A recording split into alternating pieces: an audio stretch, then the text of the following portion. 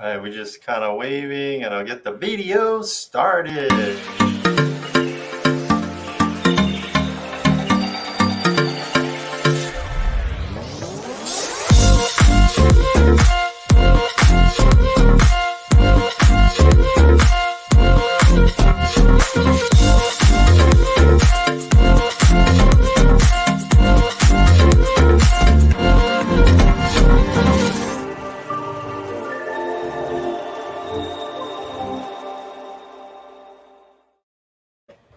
Hey, Adrian.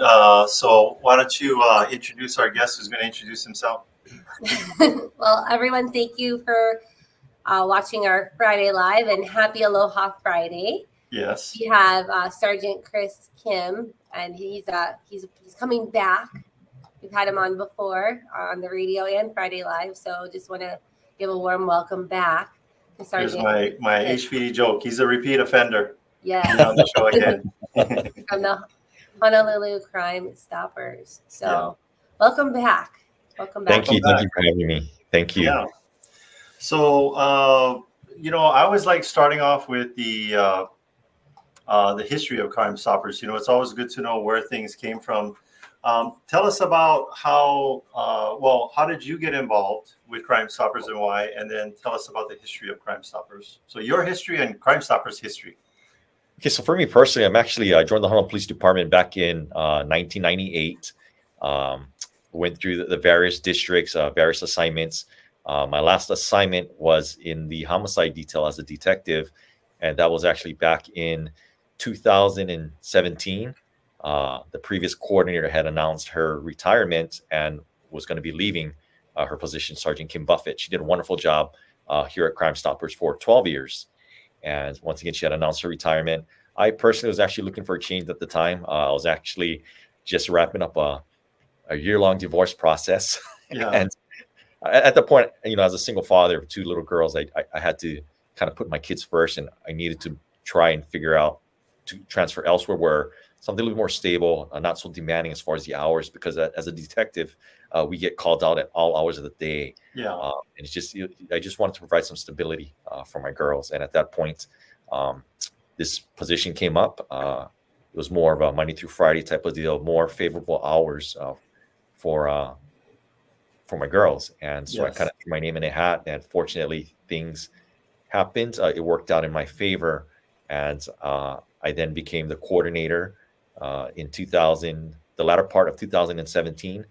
And in 2019, I was actually named the CrimeStoppers USA National Coordinator of the Year. Basically, with the CrimeStoppers USA organization, there are over 350 plus organizations from across the mainland U.S., Puerto Rico, Guam, parts of Canada.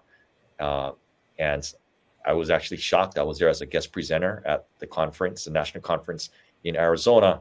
And at that point, they had announced the national award. And it was actually me, a local boy from Hawaii, that got the top honor. Way to go. Way to represent. Congratulations. Thank you. Congratulations on that. Well deserved. Thank you. So to stability for the family, and you're in a position where you're trying to provide stability for our community. Yes. So good things going hand in hand. Adrian, did you have a question for Sergeant Kim? Oh, just what is the history of the CrimeStoppers? How did they get started? So basically what happened is back in the late 70s, there was a young detective by the name of Greg McAleese that was assigned this case where the victim was working a shift at a gas station and was gunned down. And the case, they were basically stumped. They had no leads on the case. So Detective McAleese knew that somebody out in the community must know something or must have saw something, but was maybe just too scared to say anything. So at that point, he worked with the local media, and that evening he went on the news and said, "Hey, we're asking for any assistance in solving this case. We promise to keep you anonymous, and we'll actually offer you a cash reward if your tip leads to an arrest." And within 72 hours of that news release coming out, they were actually able to solve the case. And what it was actually a witness just passing by, saw the suspect vehicle fleeing from the scene. They basically pieced things together, and the case was solved. And in 1981, they then brought the program over to the Honolulu Police Department. where this partnership was formed, a wonderful partnership, between Honolulu Crime Stoppers as well as HPD, as well as the community and the media. Yeah, and the heartbreaking aspect of another heartbreaking aspect of that story, the death alone is big enough, but the guy only took the extra shift because he was 2 weeks away from getting married.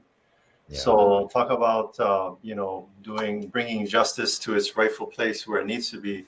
Right. Not that anybody else less deserves it, but that was something that could have gone unsolved. And fast forward today, you said how many communities now with Crime Stoppers? So as far as registered under the Crime Stoppers USA Yeah. national organization, there's like 350 plus, close to 360 organizations nationwide, Wow. Puerto Rico, Guam, and parts of Canada. Oh, nice. Okay. Adrian, we wanted to, I noticed that there were 3 different types of Crime Stoppers. You got it's like regular Crime Stoppers, you got Miller Lite, and then you got, no. You got student Crime Stoppers program and the animal Crime Stoppers program. Maybe you can talk about those, because the lay people, we think, oh, you call like animal control, but you can still call Crime Stoppers for cruelty to animals. But talk about the 3 different programs for us. Yeah, so we have the Crime Stoppers program, which was founded in 1981. It basically works with the community and the police department in soliciting information regarding cases, fugitives. And then in 1997, the Student Crime Stoppers program was started in partnership with the Honolulu Police Department as well as the Department of Education. And what is because we know that the students, they're usually the first ones to know something happening in their campus, whether someone's brought a contraband item, whether there's going to be a fight, whether some property damage is being taken place. And we just, it's already hard being a kid these days. So we just want to kind of let them focus, on their studies and not be distracted by all these other types of things that are going on. So what it is, the program in itself allows the kids an avenue, a resource to report things to us anonymously. So if, let's say, they witness some kid bringing some type of contraband, whether it be drugs or even a weapon, they are able to call the hotline or submit their tips via an app that we started using a couple of years ago. They submit the information to us. We then work with the schools, administrators, and at that point, we investigate the case. And if the tip ends up being bona fide, then the student then gets a reward up to $1,000, depending on the type of case. We've had numerous success stories. We've had cases where we did a presentation. Maybe you could share one of those success stories. I think last time you were on the radio or on our Friday Live, you have so many success stories. Share one. We've had so many, but one of them that really stands out to me is that we actually spoke at a particular school, which isn't uncommon. A lot of these schools reach out to us. They want safety presentations, and they want us to talk about the Student Crime Stoppers program. So we did this presentation for this school, approximately 1,000 students, broken up into 2 different groups. And the next day when I came to the office, I saw that we had received a tip where a student from the school was reporting that their classmate was being sexually assaulted by 3 boys. So we had investigated this case, worked with the sex crimes detectives, and at the end of the investigation, it ended up being bona fide where a student was being sexually assaulted by 3 boys. 3 boys were subsequently placed under arrest for sex assault. And it's, prior to taking over the homicide, when I was a homicide detective, I was actually a sex crimes detective. I was there at this investigation regarding sex assaults, and it's not uncommon for kids to not report things right away. In this particular case, the victim did not report it to the parents, but had kind of confided in the friend, and the friend had a sense of responsibility where she felt like he or she, and for that matter, because I don't know who they are, had that sense of responsibility that, I need to say something, and did the right thing and reported it to us. We investigated the case, and the boys were arrested, and I truly believe that this person might have saved this child's life. And it was kind of a chicken skin moment where the following year I was invited back to the same school. And before I even started speaking to the kids, I kind of looked out to the sea of students in the cafeteria, and I said, I don't know who you are. I don't know even if you're here today, but if you are, I want to thank you. Thank you for paying attention to the presentation last year. Thank you for reporting that tip to us. And it's just one of the most we've had numerous success stories, but that one just kind of stands near and dear to my heart Yeah. because I've seen numerous types of cases, and I know how sometimes these things goes on for years Mhm. Yeah. before anyone ever says anything. So Yeah. this definitely was a huge success story for us. Well, as a help for the victim, and also maybe those boys, maybe that was the life check, to Exactly. keep them on the Yeah. straight and narrow, and maybe they learn from that opportunity as opposed to becoming adults and Yes. making it a worse situation and facing So, incarceration. Go ahead, Adrian. Sergeant Kim, do you go to the schools every year, or how does that get scheduled? How does that work? Yeah. So pre-COVID, we actually have about 60 schools participating in the program where they reach out to us and say, Sergeant Kim, can you guys come down and speak about various topics? Uh, we are very blessed. We're very blessed to have a great partnership with the Department of the Attorney General's office. We have a Miss Angela Kaivi Kuamo'o Hoiho who co-presents with us, and we basically go to these different schools and we talk about different things. We talk about drugs. We talk about alcohol. We also talk about what's actually a big hot topic nowadays is staying safe in cyberspace. We talk about social media safety. We talk about bullying type of issues. Then the pandemic hit, but we didn't stop. We actually converted a lot of our presentations over to the virtual platform where we're still able to reach out and speak to students. In fact, I have one. I just had a request come in yesterday for New Valley Intermediate. Over the summer, we spoke into Iolani Summer School. We spoke in a few times over at Sacred Hearts Academy. Just the list goes on and on. And whoever's listening, if you are part of a school and you do want us to come out to speak to your students, please feel free to reach out to us, and we'll be more than happy to accommodate you. And and you parents out there, I encourage you to call your vice principal, your principals, and say, hey, when's the last time we had Crime Stoppers out? Can we have them out again? Because, like you said, if it wasn't for your presentation in that school that year, unfortunately, that student may have continued to be victimized. Yes, So, definitely.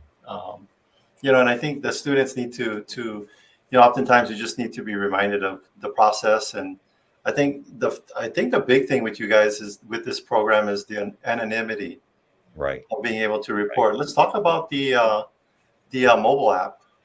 Okay, so but before we get to that, I just want to kind of expand on the Student Yeah. Crime Stoppers program. One more story was that Sure. I spoke to 20 vice principals from across the DOE, and one of them had reached out to me after the presentation. Say, Sergeant Kim, I was wondering if you would like to work with one of our media teams, as far as the school media team, an AV team or something, to produce a PSA, public service announcement, that would be broadcasted in their homeroom classes regarding the Student Crime Stoppers program.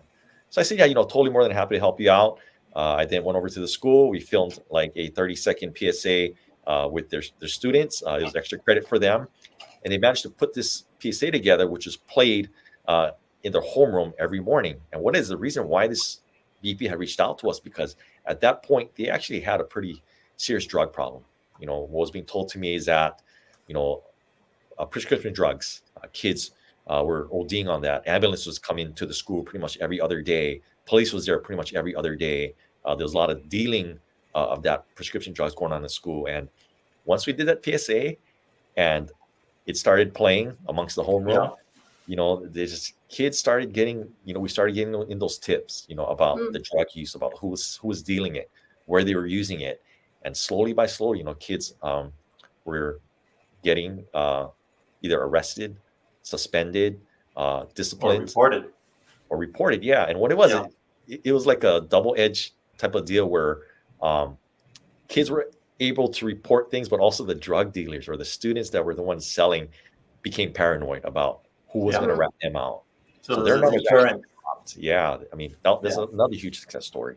And it's kind of getting to that app. We started implementing the P3 Tips app approximately going on 6 years now, 5-6 years now, toward the latter part of 2016, where, the old fashioned ways people would call the hotline, right? You dial the phone number, 808-955-8300. We actually have our call takers that'll take in the call. But sometimes people, the thing about Crime Stoppers, we promise to keep you anonymous. But a lot of times some people think, well, if I call, you're going to know if I'm a male if I'm a female, you're going to know, by my voice or whatever. So people still have those concerns. But with the app, you're able to log on, download this free app on your, we have it on the different platforms. You do it on your smartphone or your tablet. You download this app, and you're able to submit your tip to us anonymously. And you're also able to upload photos. You're able to upload videos, Oh, any type wow. of proof or evidence that you want to submit. And you're actually able to track your tip via this app, as opposed to the hotline where you'd have to follow up with the call taker. So we've actually seen, huge amount of success with the app since we started implementing it. Well, that's a great way to meet the kids where they're at. Adrian, do you think kids are more likely to use the app than call a number? Oh yes, absolutely. Kids, they don't use their smartphones these days to talk on them. They're always, on through the social media or the texting. So the app is definitely, I think, a great new tool to implement for this program. And I noticed too, you guys are on Facebook, Twitter, Instagram. What's that other one? I don't know what that one. What is this one on the right? The mobile app. The mobile app. The mobile app, yes. It's P3. Yeah. P3 Yes, is the best P3 one. That's the best one to go. That's the best Forget one. about Facebook, Instagram, and Twitter. Just go to P3. So that's great that you guys do that and have that anonymity. Also want to talk about the fact that you guys are not, your funding is not coming necessarily from HPD. It's coming from charitable donations. Yes. So what people, the common misconception is that people think that Crime Stoppers is part of the Honolulu Police Department and that we're funded through the city or state. We're not. We're actually a completely separate nonprofit, registered 501c3 nonprofit organization that we work in partnership with HPD. We're not funded through the city. We're not funded through the police department. We're not funded through the state. Basically, our only source of funding is through donations. And we used to have some fundraisers. We had our annual dinner gala, which we typically held in usually every March or April of every year, as well as a golf tournament every August. But since the pandemic, we weren't able to have those events. But fortunately, this year we're actually looking, I believe it's sometime in the latter part of August, where we are going to have our annual Crime Stoppers golf tournament. So, for the listeners out there, the viewers out there, please, just be on the lookout for that. And that's one wonderful way to help support us. The other way is, if you go and check out our website, you're able to donate there as well. And I just want to point out that during the pandemic, we actually had people helping us out. We had the media put the information out there, that we didn't have funding, and that our events were being canceled due to the pandemic. But we had many people who donated, and we've actually had a longtime donor who we're very appreciative of. That we kind of ran this. They say, we'll do a dollar for dollar match up to $25,000. Oh wow! We were actually able to raise approximately $17,000, and they actually ended up matching. I want to say, I believe it was about $20,000 that they donated. Nice. So that, and where do these funds go for? Are they for the rewards? How does that work?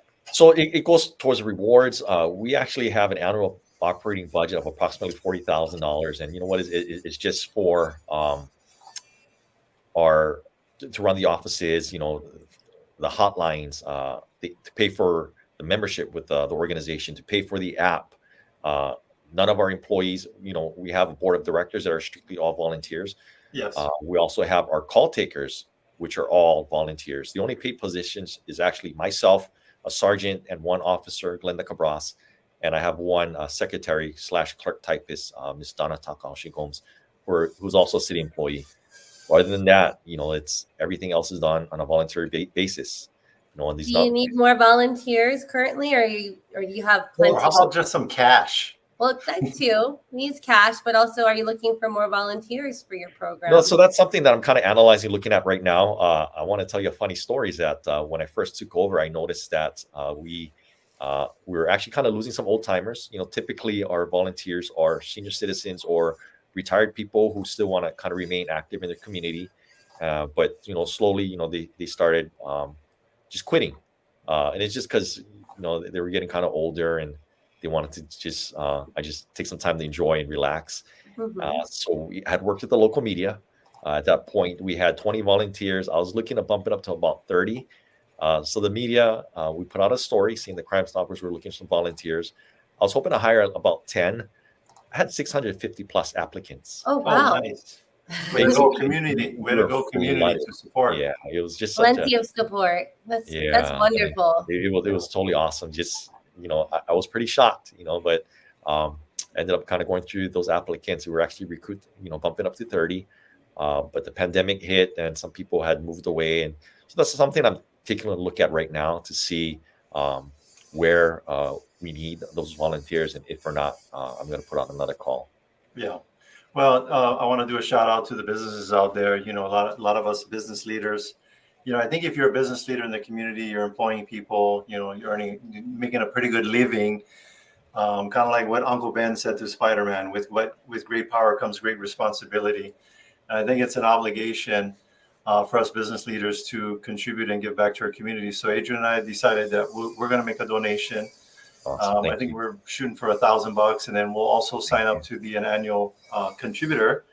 And we'll invite you to come down to the office. We'll give you a phone check, but you can't take the phone check to the bank. We'll give you a small one for real. But also have you on the show is good. I think you're just going to be, like I said, like we've agreed to, somebody.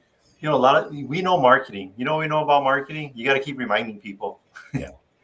Yep. And stuff like that. We'll keep Adrian, having you back and keep reminding our listeners about the Crime Stoppers. well, here's going to be and the program.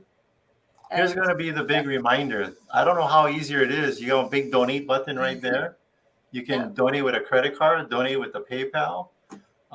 You can download the mobile app, so you can, if everybody's looking, our community becomes that much safer and enjoyable, and quality of life goes up for everybody.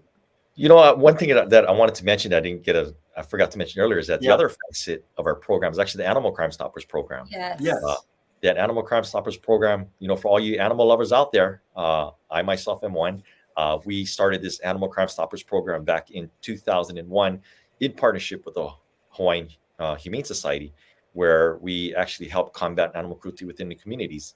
So people, if you are aware of any type of animal cruelty going on, please forward your tips to us. We then forward the information to the Humane Society, and if your tip leads to being bona fide that some type of animal cruelty was going on, you'd be eligible for a reward up to $1,000. We get all kinds of tips coming in, from the chicken fighting. We get your neighbor's dog tied up on a short leash out in the hot sun with no food or water. We get those types of things coming in, puppy mills, just things of that nature. We've had cases, one huge success story we had as well, where we had some video. What had happened is this particular school, the janitor came in the morning and found a dead cat that had been mutilated. And when we pulled the video surveillance, we saw that, there were about 5 or 6 individuals that were utilizing a bow and arrow and basically killed this cat. We released videos of that case, and that person is identified and arrested, and is actually looking at some prison time, for that. Just unfortunate situation, but just goes to show, that community members, they want to help out even for our animals out there, because the animals, they depend on us. They can't speak. Yes. They depend on us for their well-being. And thus it's up to us. It's our responsibility to look out for them. Yeah. Very, very nice. You guys have a very nice image there where the doggy cannot get onto the computer and report. Exactly. They don't have an app, Exactly. so it's up to us fellow human beings to be caretakers for other pets, even if they're not our own. I think it's important too that you mentioned that, because a lot of animal cruelty kind of is a gateway to other more crueler, meaner behavior. Exactly that. Studies have found that those who are cruel to animals typically later on in life end up being have more high propensity to commit violence against humans. Yeah. So it's good to kind of nip that in the bud and be something that we can stop. Adrian, what's our final question for Sergeant Kim? Oh, so was there anything that we didn't touch on that you wanted to share with our viewers before we wrap it up?